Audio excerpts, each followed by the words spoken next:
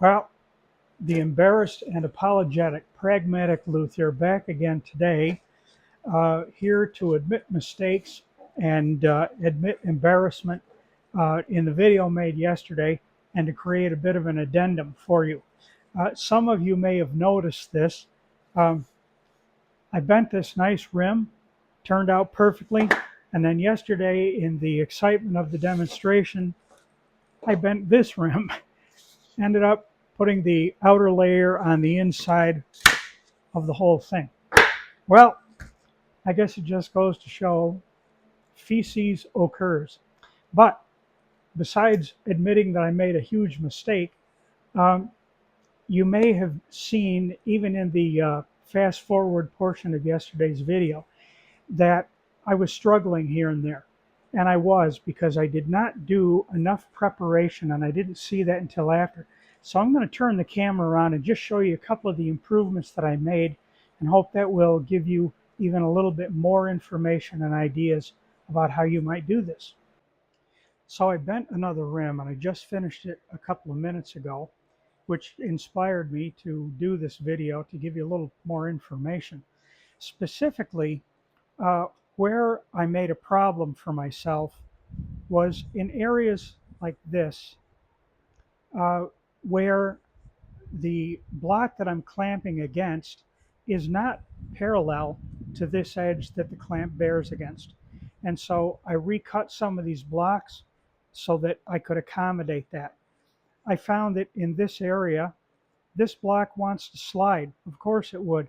So I found that having to put this block in first and just get enough pressure on it so I can get this one in and work those two together was helpful. Here you can see I had to bevel another one of these cauls so that it would accommodate parallelism with this. I also made this, if you can see it under that clamp, this block here that has the number 63 on it.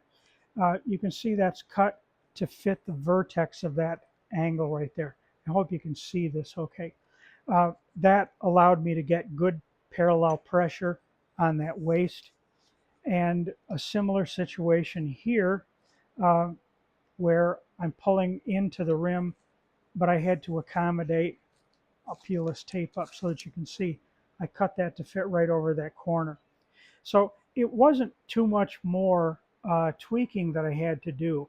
It was fairly minimal, but very worthwhile. And when I put this rim together, it went much smoother than it did yesterday.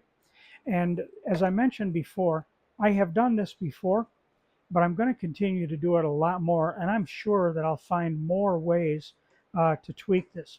One of the ways that you could improve your results is if you make a mold to make the guitar in, you could plan ahead so that you cut these various facets so that you have parallel clamping surfaces already made into your mold.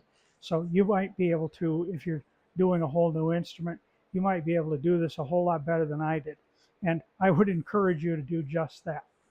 So once again, this is the embarrassed and now very humble pragmatic luthier, thanking you for watching this addendum to yesterday's video.